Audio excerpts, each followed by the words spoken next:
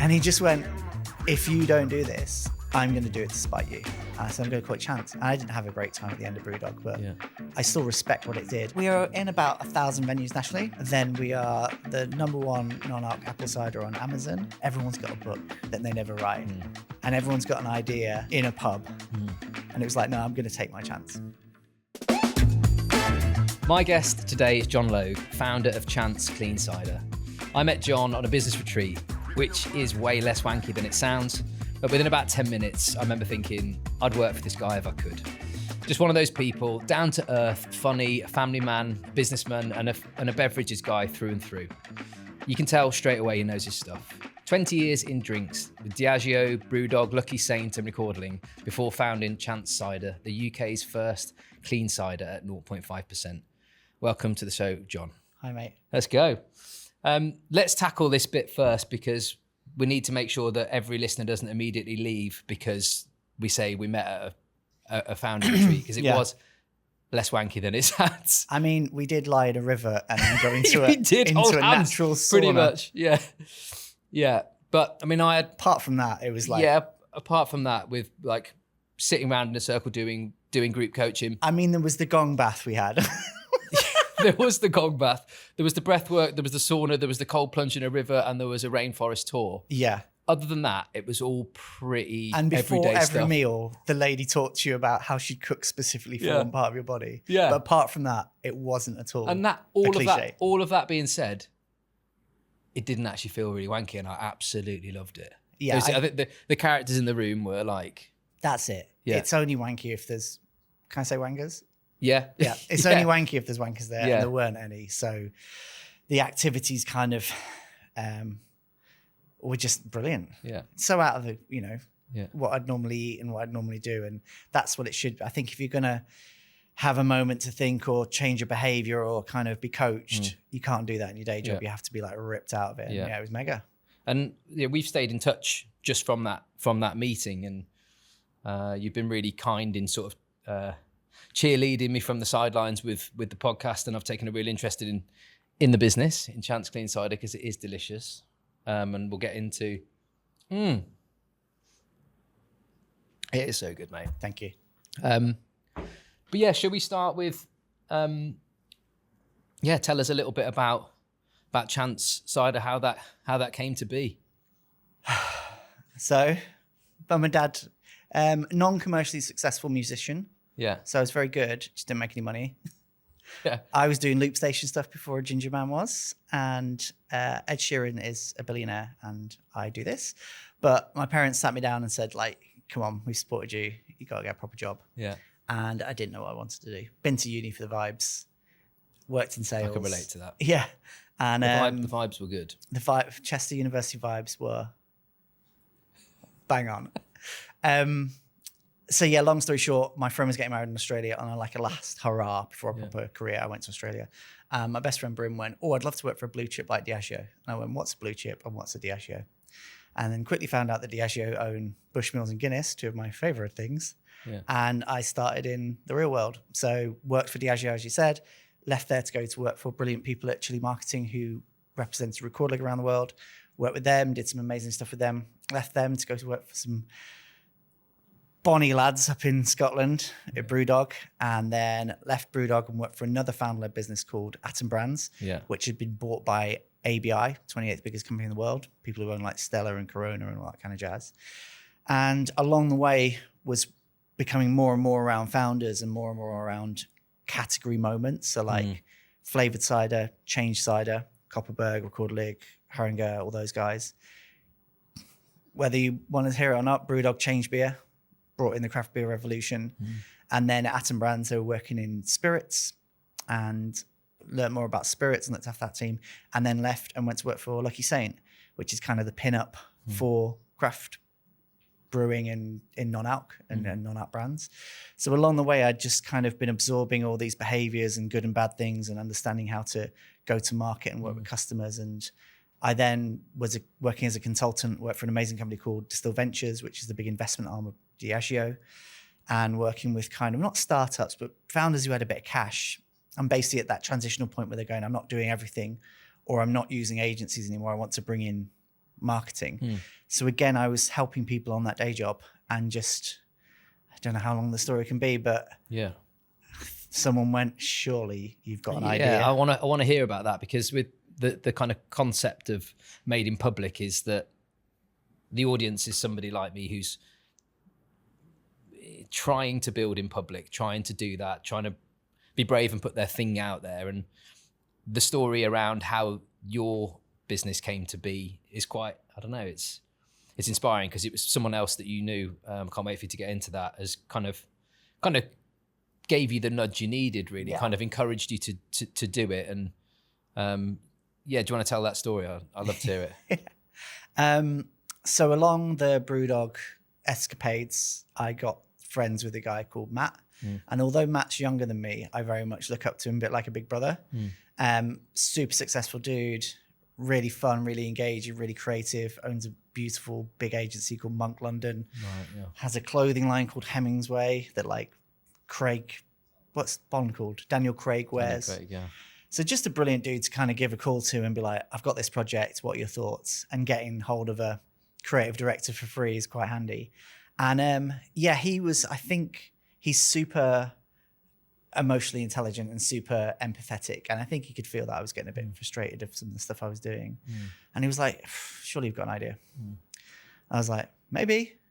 And he went, I don't know how true this story is. I've sold it so many times, but look, we'll go with it. Is this before or after the Brewdog exit? So this is after the Brewdog exit. Yeah. So he helped me when that all went down in a very lovely way. Yeah. And over a pint, I'll tell you the Brewdog stories. Yeah. But he basically said, look, I'll give you a call in a couple of weeks. And a couple of weeks came around, he went, what's your idea? And I said, I think there's a bit of a gap in the market for non-alc cider, like a Lucky Saint of cider. He went, like it? What are you going to call it? I don't know. He went, I'll call you back in a couple of weeks. He went, what are you going to call it? And I said, I'm going to call it Chance, which was very good, right? Because if you've ever been in a band, naming the band's harder than anything. So naming your brand is super hard. It's like naming a kid. So I don't know, I can't remember how I come up with it, but it's evolved into its rationale now. You should make up a story around. I've got a background story to it, but yeah. So Chance, he said, that's cool. What are you going to do? I was like, well, I've had a look and chancecider.com is available. And he went, we'll get it. Rang me in 2 weeks later. Have you done it? I was like, nah. And at the time I was working 4 days a week. And I was working half day on a Wednesday and half day on a Friday. And the Friday was to hang out with my youngest, Wilbur, as he was growing up. And the other half was for me to do this work. And I was just never doing it. I was just watching TV and, pissing about. And he just went, if you don't do this, I'm going to do it to spite you. Because he had all the money and had all the agency. And I don't know if he ever would, but it definitely went, all right, I'll get on to GoDaddy or whatever. And that was the genesis of it. Yeah. And I guess to your question, Chance, as a marketeer, you want a word which is playful and interesting. It's quite onomatopoeic.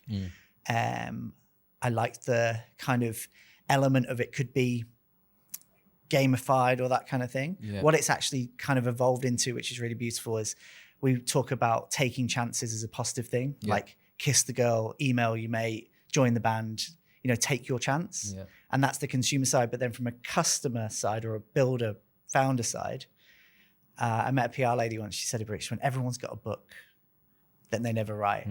And everyone's got an idea in a pub. And it was like, no, I'm going to take my chance. I love that. It reminds me of a post that I read of yours. I reread it recently. I post a lot. You do post a lot, and we'll definitely get into that. But there was one specifically about a little bit of the story arc of Chance, the fact that it's it's not even been 2 years since your first run of cider, but you were saying sort of like 3 years ago I was here, 2 years ago we started the business, 6 months later we made liquid. I don't remember exactly the exact words, but you've woven into there about taking the chance and pushing the button, which is really aligned with the show. Yeah, because I think of some of the guests that we've had on, it's been, some people have had a kick, some people have had a life event where they thought, okay, well, these terrible things have happened. Maybe I need to go and do the thing I've always been thinking about. To what you just said there about everyone's got a book, everyone's got an idea. Do you enjoy kind of pushing that message out? And I guess that wasn't something you thought when you originally were coached into kicking this business off, but I think I'm not a hippie, but I'm obsessed with the pyramids. So that's another story, and who built them. But I'm Definitely not a hippie. I'm a huge believer in energy. Yeah. And I can feel it when I'm at gigs, and I think it's really tangible. Yeah. And the fact that we make an award-winning British non-alcohol cider is a byproduct of the initial idea. Was if I get all my mates together and I got some like amazing mates and they're brilliant at their jobs, whatever we do will be banging. And the kind of analogy is, if you're in a band with loads of good musicians, you'll be in a good band. So it was like the fact that we made the cider was kind of on that bit. So there was always this kind of thought that my time at Chili Marketing, which was Recorder League, the thing I most look back on unbelievably fondly, and it was an amazing experience, but the culture. And my accountant I met at Record League, like my designers, Sal and Bradders, I met at Record League. Like, I was like, oh, if I could grab that kind of energy.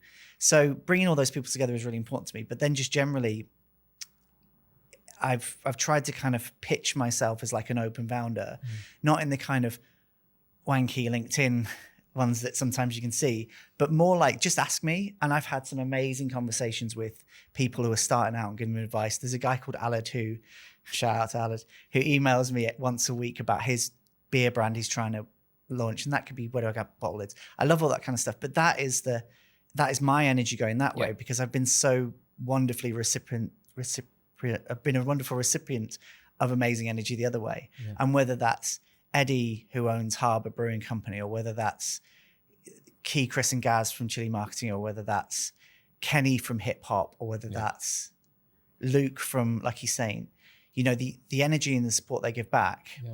And I think that's both, one, the right thing to do. There's obviously a bit of me, if I could put good energy out, I'll get good things back. But I think instantly, if you find out that someone's taking their chance and doing it, there's an instant like empathy, because you go, oh my God, like it's so hard, fair play. Yeah, and it's making me feel as though when I see your content, I really see you in the content. It's not like this other founder online brand that I'm creating. You're really transparent, really full of energy, good fun stories. And then, for example, you do your like weekly gratitude practice, which is great. And I think you show up in such an honest way. Yeah.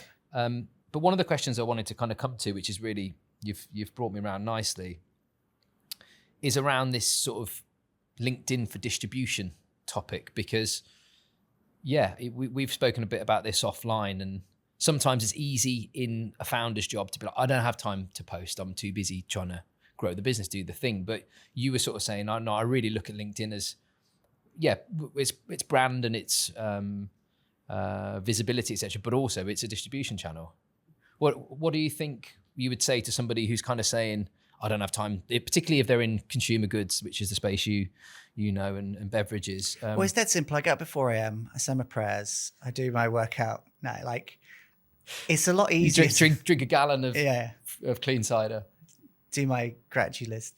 No, like it's hard to do it if you're not genuinely doing it. Yeah. So I have 3 posts a week, and the Friday post is based on the ritual I have with my eldest Fox. Yeah. Every night we do wake up. I know, I'm emotional then.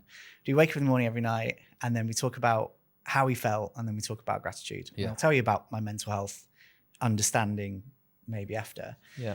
And then there's a post on a Monday, which is normally more of like a category piece. So I've seen this is interesting, this is my opinion on it. And then there's normally a post about something that's good. Yeah. Because, we're at that stage where lots of things are happening. So those 3 posts are kind of organic. And I've had support where when we were doing raises, I had someone who was a PR expert in, I guess, fundraising, and she helped with those posts. So I don't want to cut across you, John, because I think you've made something that a lot of people really struggle with sound really simple, which is just to go, okay, well, if I do think I need to be posting on LinkedIn, for example, in this instance, to go, well, there's 3 things I'm going to make sure that I talk about. And then if I'm able to drop other stuff in, I will. Yeah. But I'm going to talk about something that I know through being in my industry, basically. That kind of, I've seen this, and this is of use to people in my space, something that's gone well. And then this whole kind of gratitude piece. Yeah. Which are your content pillars. But I think it would be helpful. I mean, I certainly haven't ever sat down and done that. I'm like, and it probably shows in my content because I talk about all manner of weird and wonderful things. But I think it's probably useful for people to sit and go, well, if I am going to post about stuff, I need to know what my buckets are. There's a great book called Be More Pirate. Right.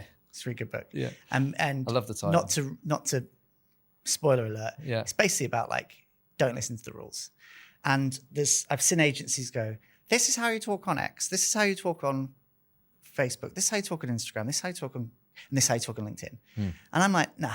So I behave on LinkedIn probably like I would behave on other channels to a certain extent. Like we've done giveaways on LinkedIn. Yeah. Like obviously I'm very playful with my comments and such. So I think, again, that's me probably looking at LinkedIn and, I don't want to do LinkedIn because I don't like how it is. And me going, no, I'm going to behave on LinkedIn how I want to, so I'm a bit more engaged. And to your point in terms of like, it's difficult to kind of do those things. It's not when it's about, something you're an expert in and something, i.e. my category, but also my own brand. Yeah. But the kind of energy it takes and the time it takes absolutely comes back infinitely because there's an awareness that you're building, because you're doing three things with a brand. You're selling to consumers, you're selling to customers, and you're selling to investors. So you're selling to consumers, so you have to talk about the brand benefits, category understanding, what's the itch, how do I scratch it? With customers, you've got to present the commercial benefit to that. And LinkedIn is a wonderful place to go fishing on there because every single buyer in the world is on a website and you can message them for free or 30 quid a month. Like that's outstanding. And then the third piece is of you trying to create the heat around your brand so that not that you don't just raise money, but you raise money from people who are really helpful and important. So if I said to you, like, is that worth 45 minutes 3 times a week to potentially understand more about your brand, speak to people who can life change your brand in terms of its reach, and also get absolute legends to put money into your business? I think that's probably worth an hour and a half a week. Yeah. Or you can go, oh, LinkedIn's just full of fucking people. Oh, sorry, can I swear? You can swear. LinkedIn's full of fucking people that are just talking about themselves and trying to get a new job. Yeah. You have totally missed the boat. Yeah. And if I'm wrong, fair play. Yeah. But so far it's working for me. Yeah. Do you think... I'm not sponsored by LinkedIn, by the way, but if they want to. This episode is sponsored by Vertical Drop, our end-to-end podcast agency based out of our studio in Clerkenwell, London. Founders, a podcast is the single best tool to grow your personal brand and business right now, not just through content, but through access. We recruit your guests, those people who won't take your call. They'll sit down with you for a well-positioned show. We get you in the room with the people you actually want to do business with. Strategy, production, editing, long form, social content, all handled. DM me on LinkedIn for a free pilot, no strings. So it's a multi-award winning liquid, and you are now an award-winning startup entrepreneur, the Northwest Startup Entrepreneur of the Year. Do you think all of that doesn't happen without the social presence and the effort that you've made there? I think there's 2 things. Yeah. Whenever you're doing anything as a founder, underwriting it is really helpful. So if you can go to a trade show, but also get something out of it the other way. Yeah. So with LinkedIn, it definitely helps in terms of those outreaches. And I've had from going to a bar and saying, hi, mate, I've been trying to get hold of you. And him going, you're the guy off LinkedIn. I love your content. I want to stock you. It's a really good starting point. To much higher up buyers, and whether they're the decision maker or whether it's the cooler moment around and they go, have you heard about this thing? Oh yeah, I've seen him on there. There's influence that works in there. But also like it's, I think sometimes you kind of shake out naturally solutions when you're talking about brands on that space. So if I'm sat there and I go, okay, I don't know, someone's launching an MPD and I want to make a comment on it. Well, I have to sit down and think about what my opinion is on that. And I have to think about what they're doing. And actually that's a really useful piece of thinking, because you're then understanding what they're doing and whether you want to take that as an inspiration for something else, or whether you go, I don't think that's right, I'm not going to do it myself. It's almost like you're naturally shaking it out. Like I talk about on my TikTok, God, I sound like such a... But that's a visual diary, which I think is great because obviously trying to generate awareness. But also I've had TikToks because I just go off the cuff because I'm full of myself. Yeah. And I've actually finished a TikTok and then go, I've almost like talked, it's almost like a therapy for me. Yeah. And I think LinkedIn has so many facets that make it useful. you're totally underwhelming it if to think that it's just for trying to get a new job and talking about, Well, I think even if that is true, then I think someone like you will know that if you make content that isn't that, it really cuts through, because your content isn't all self-promotion. You tell good news stories, but it isn't like, hey, look at me. It's a lot of it's really to the bone. And yeah. And like, I could show you my DMs, but like, honestly, in the last month, I've maybe had a dozen people reach out because of something I said and want to chat about it or just want the thoughts on it. Yeah. And I'm instantly like, yeah, of course I'll chat to you, because sure as shit, I'll need you maybe down the line to help me in that way. But like, I remember I did a post, everyone was like bombing on Brewdog.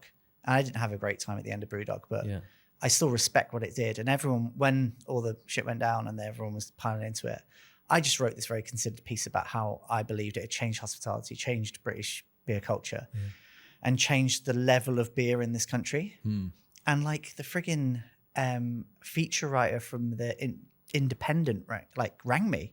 I was like, can I speak to you about this? It sounds really interesting.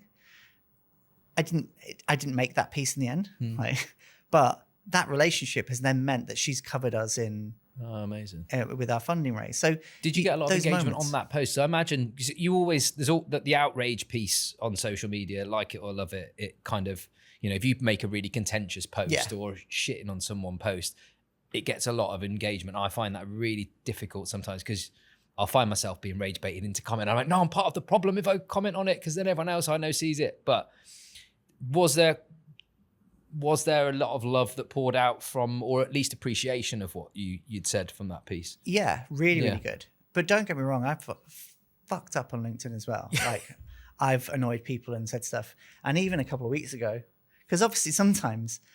I think I've read a post of yours before. It says, my PR manager's not going to love this. It's so funny. It's just like, and then my chairman was like, we got a PR manager. That's a good hook, that. It's just... And like, again, like, it's quite playful as well of what you're trying to do. The scale of who's watching you on LinkedIn has definitely been a learning as well, because I made quite a big mistake once with a buyer and had to kind of appease that back, because I made a post which was a homage of other buyers, but they found it quite direct. And that was a big learning.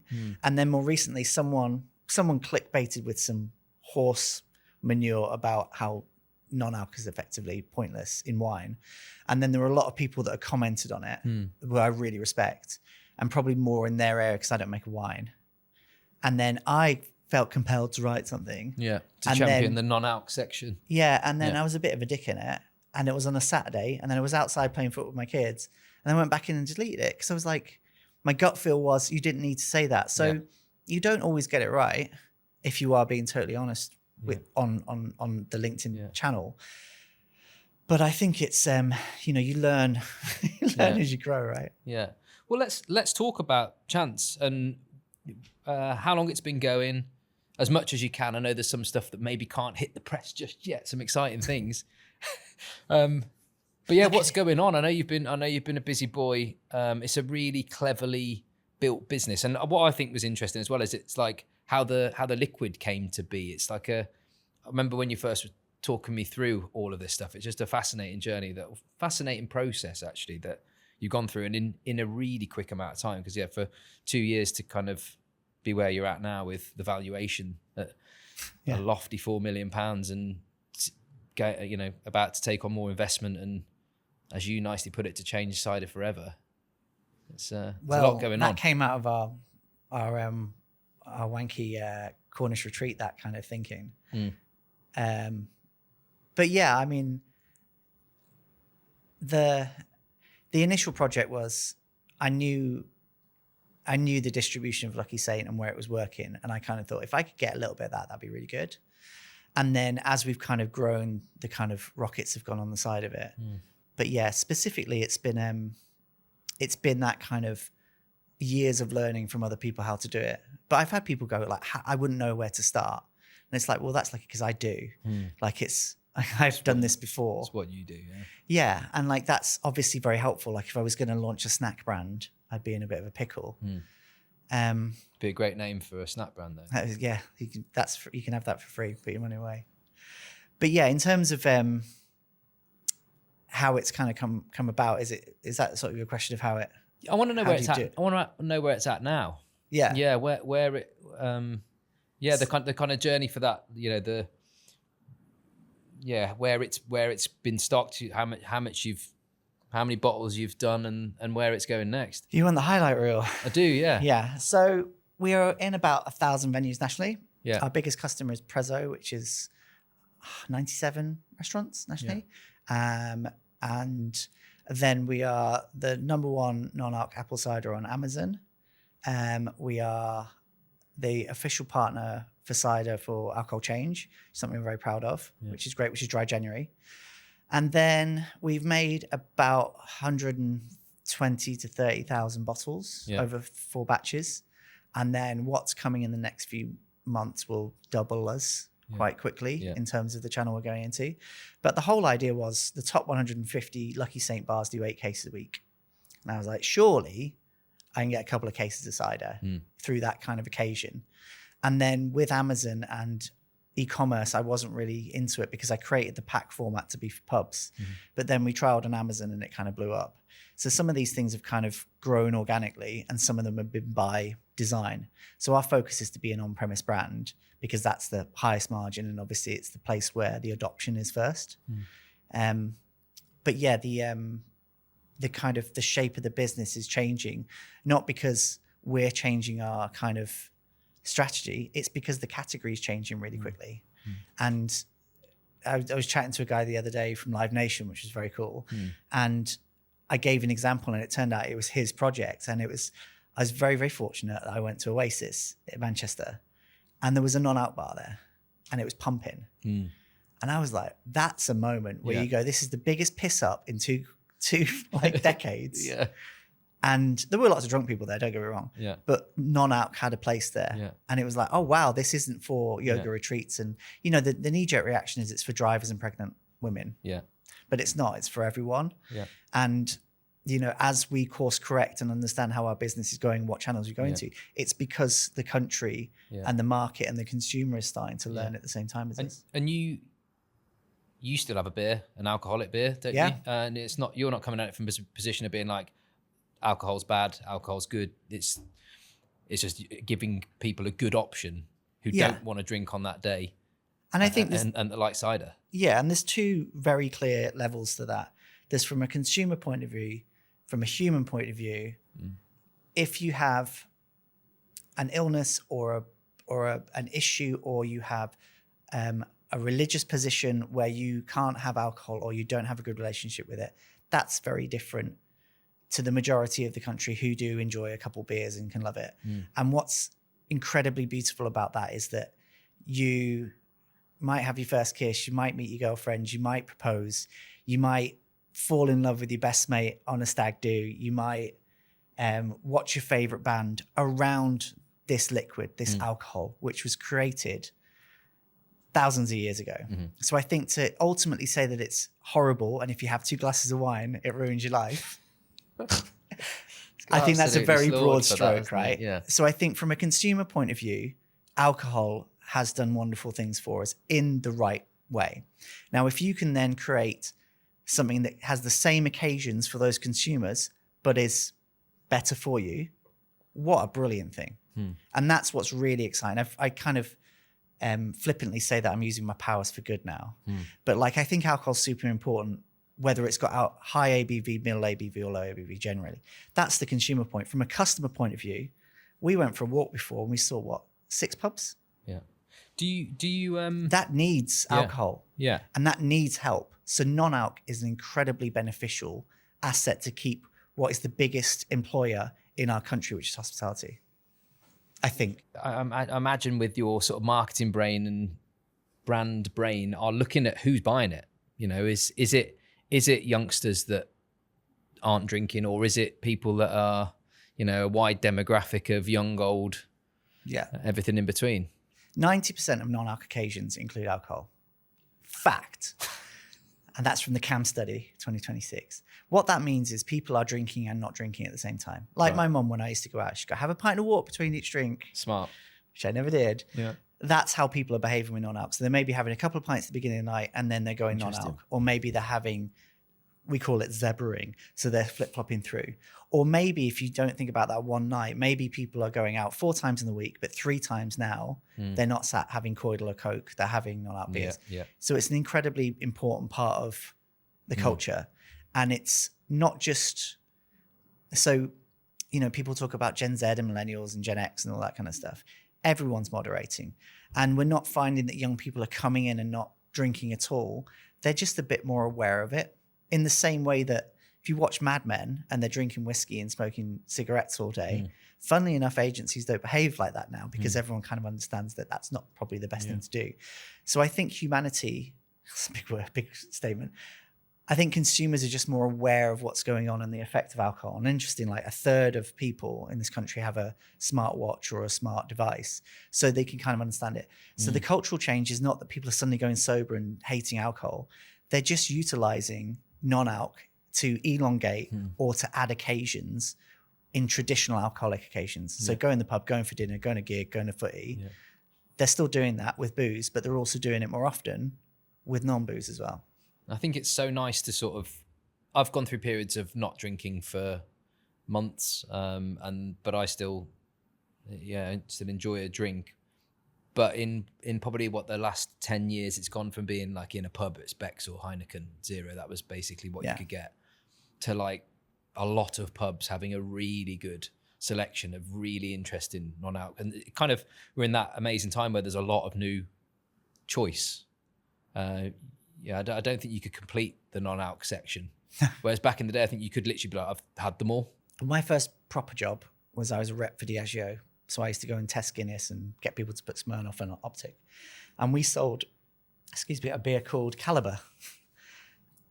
Not the original non-alc beer. Horrendous. Sorry, Caliber. Sorry, Diageo.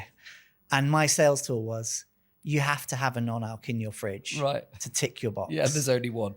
And that was it. So now, and I was saying to someone yesterday about the people that make drinks, whether they're the people that make them, the distillers, the brewers, the blenders, the ciderers, the wine people, or it's the people that are making the drinks, the cocktail makers, the bartenders, the staff.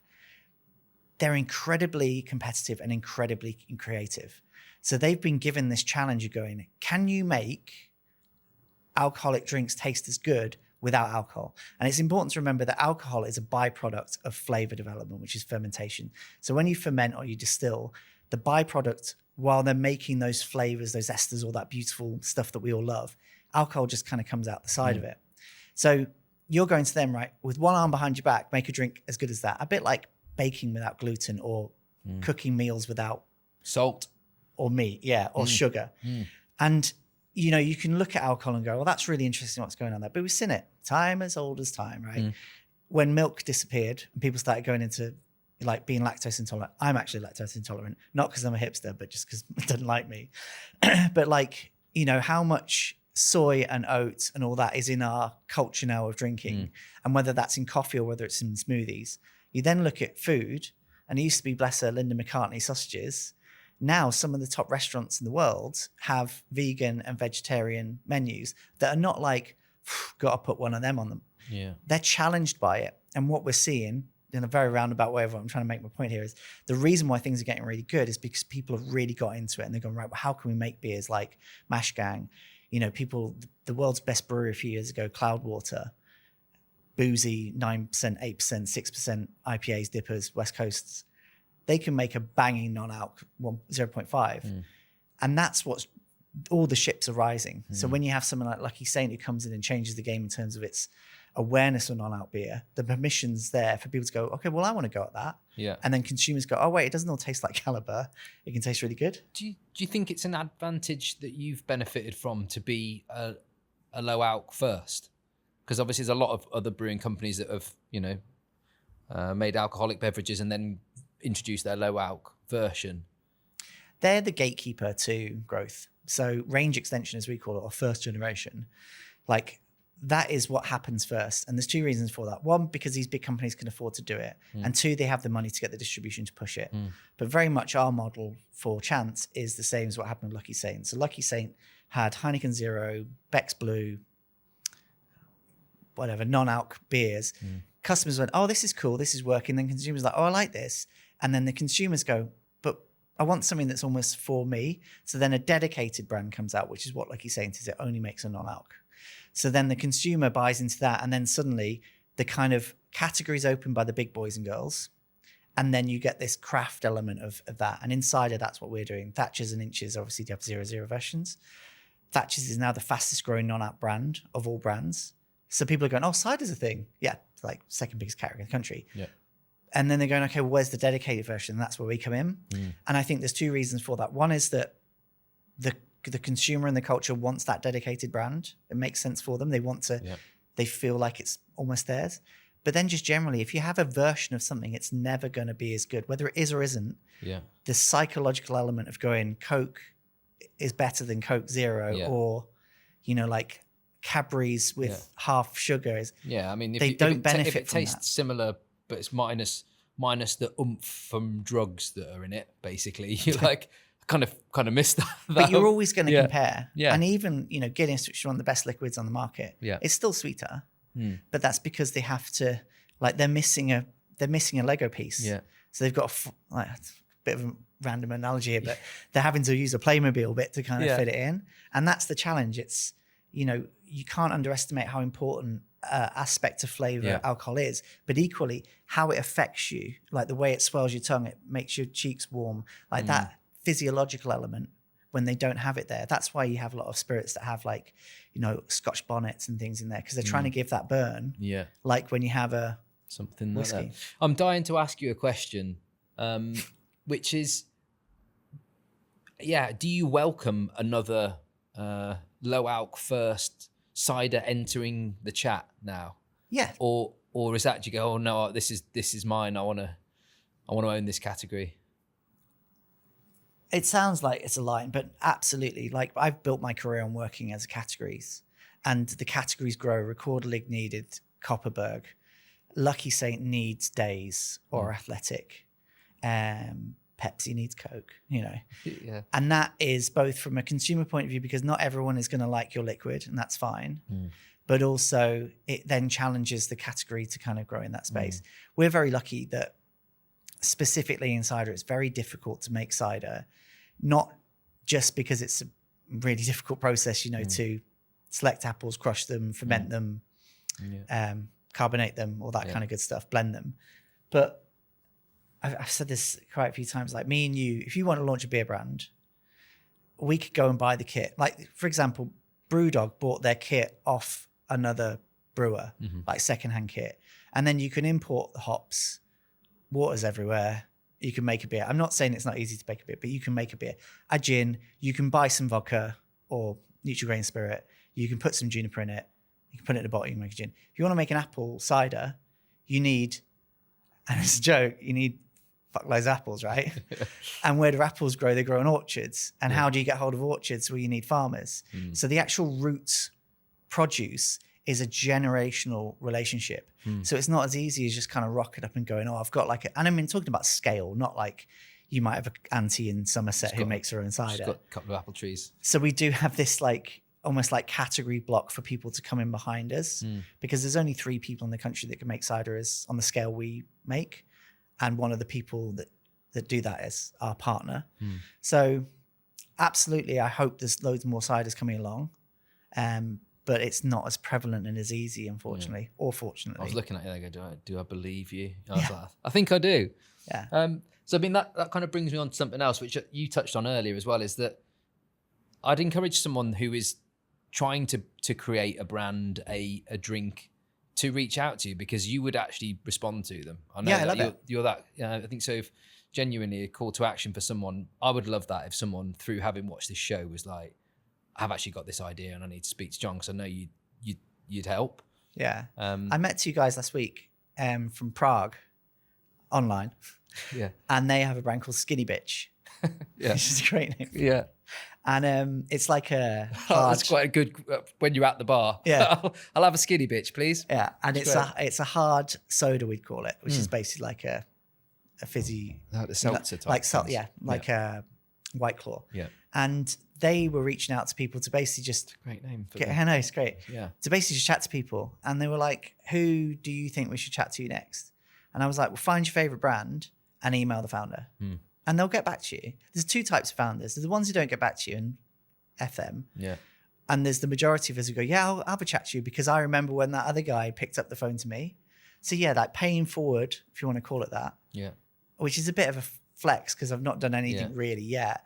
Like I love that. And it's equally that thing of, you know, helping that sounds so wanky. That next generation or helping those founders. Yeah. I think it's a good thing to do for, you know, the universe. Yeah. But also like, sure as shit down the line, they might do something amazing and you might need that help. At Diageo, when I was a rep for supermarkets, they were always like, be kind to everyone, whether you're going into meeting the BWS manager, the store manager, or the guy who just changes the bottles. Because in 3 years' time, he might be it. And it's the same when we're in the on-premise, you know, be nice to everyone because the KP or the back bar guy, he could own a pub in 2 years' time. So like, you know, be humble. I think it's interesting, the whole premise of this show of like if you are trying to bring something to market, you are trying to launch a business or a service, doing it publicly, getting it out there, because I mean, the sort of founder go-to-market strategy or energy, whatever you want to call it, I think is like the most efficient and effective way. And I think just back to your point now about Skinny Bitch as the example, reaching out to that founder and documenting that process of, I'm going to reach out to 5 of my favorite brands this week and see who gets back to me, is the sort of thing that probably you and I would follow. You'd be like, I wonder who got back and what they said. Yeah. And all of a sudden that's like building something that people could follow. And then they'd be waiting for your Skinny Bitch to arrive. Yeah. which sounds interesting. That's the soundbite. But I don't know. I think it's encouraging people that comes back to that point of like distribution, even just documenting that process of reaching out to some founders to have a chat is a distribution channel in the making. Yeah, and going back to what we said about LinkedIn. Yeah. Oh, how do I get hold of, I don't know. I can't think of a founder. How do I get hold of Billy whatever who has that brand? Yeah. LinkedIn. Yeah. Like how cool is that? Yeah. You know, if you think back to the days of when I was in a band and I was going, oh, like how am I going to get that record deal, or how am I going to speak to the A&R guy? Yeah. You know, I'm going to get on the train down to that there London and like knock on the door of Universal. Like it's not like that now. You can get hold of anyone. Yeah. And part of the founder shtick is being very public and being accessible. So yeah, definitely reach out to people, and most of the time they'll be excited to chat to you. John, it's been an absolute pleasure having you on. Yeah, that's quick. Yeah, no, you've nailed it. I've really, really, really enjoyed it. I can't wait to see the next chapter of Chance. It's just a delicious cider. Go and buy it. Support the business. Thank you very much. No worries.